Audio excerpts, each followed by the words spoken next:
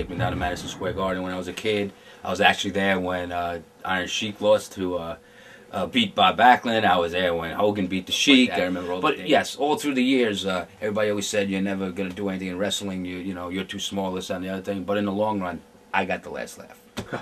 How did you hook stretch up them and let them know that you know the business? He goes, but if you want to make money in this business, he goes, nobody wants to be around somebody that doesn't want to do good business. He goes, and personally, I didn't like to do good business. Cool? They were cool. Dan Severn, I hung out with a lot more. I even hung out, you know, we did our things. I'd done stuff with Dan in Texas, too. I was wrestling with Damian Stone. He'd always go, hey, you always remind me of like a Joe Pesci. Hey, oh, hey, oh, hey. He always talked about that, and always joked around with me, but I was just wrestling with Damian Stone, and then all of a sudden I come in one day, he's like, you know, you're little Guido. You're going to be little Guido. That's going to be your name.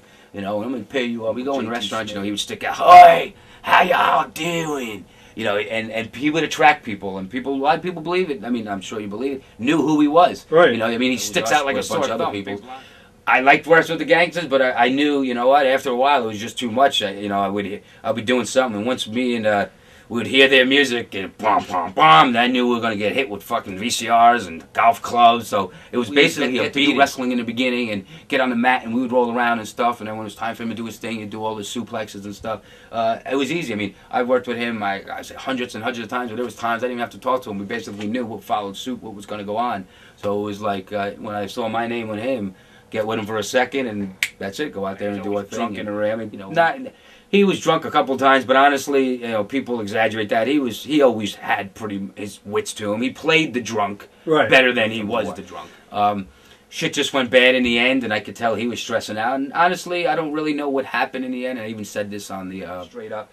Me and him, like I said, we're different. I started with him. You know, we started from day one, from the Savoldis all the way up. So I had a different relationship. But I seen other people in WWE, you know, not be respectful, and he would always get in their faces and let people know, and that's the way he is. So he could be a prick. He's not a minute. He did a punch over the top, landed on Big Sal, broke his ankle. Ended. Within, I got to win on the best matches in my life. I know the fans used to say, oh, those memorable matches.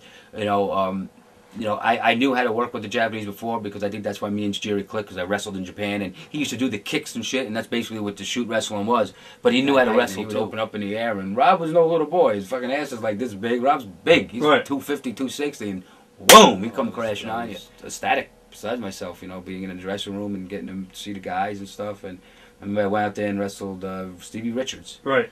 And with the BWO was out there in the Hammerstein Ballroom, which is the Manhattan Center, actually. Yep. That's not the Hammerstein. It's two different places.